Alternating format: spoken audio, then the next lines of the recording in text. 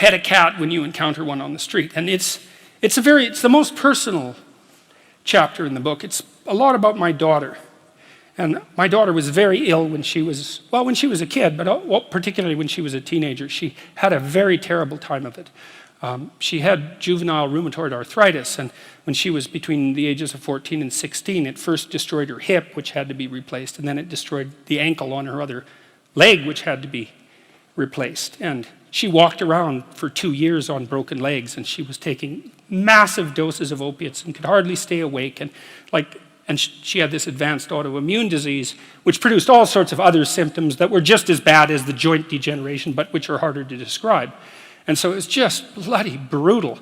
And as a test of your faith, there's almost nothing that's more direct than a serious illness inflicted upon an innocent child, right? And so the chapter's a meditation on that, and also on, what to do in a situation like that, because everyone is going to have a situation like that in some sense, because you'll be faced with illness in the people that you love and in crisis. And so it's a practical guide to coping with those sorts of things. And one of the things you do when you're overwhelmed by crisis is you shorten your time frame.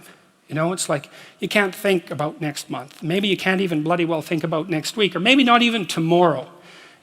Because now is just so overwhelming that that's all there is. It's like, and that's what you do. You cut your time frame back until you can cope with it. And if it's not the next week that you see how to get through, then it's the next day. And if it's not the next day, then it's the next hour. And if it's not the next hour, then it's the next minute. And people are very, very, very, very tough. It turns out that if you face things that you can put up with a lot more than you think you can put up with, and you can do it without becoming corrupted.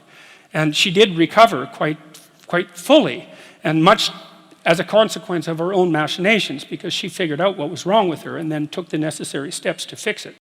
You have to be alert when you're suffering. You have to be alert to the beauty in life, the unexpected beauty in life. And that's kind of what I was trying to get across with the idea of the cat. There's this cat that lives across the street from us called Ginger, and Ginger's a Siamese cat. And cats really aren't domesticated, technically speaking. They're still wild animals, but they kind of like people.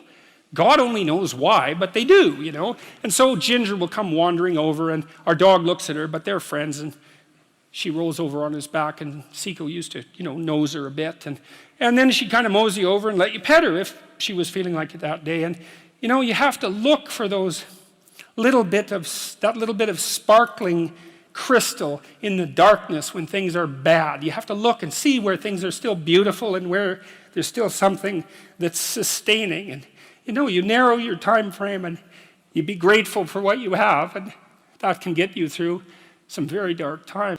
And maybe I think, and this is sort of what I closed the book with, is this idea is that if we didn't all attempt to make terrible things even worse than they are, then maybe we could tolerate the terrible things that we have to put up with in order to exist. And maybe we could make the world into a better place, And it's what we should be doing and what we could be doing, because we don't have anything better to do. And that's what the book is about. And that's the end of 12 Rules for Life.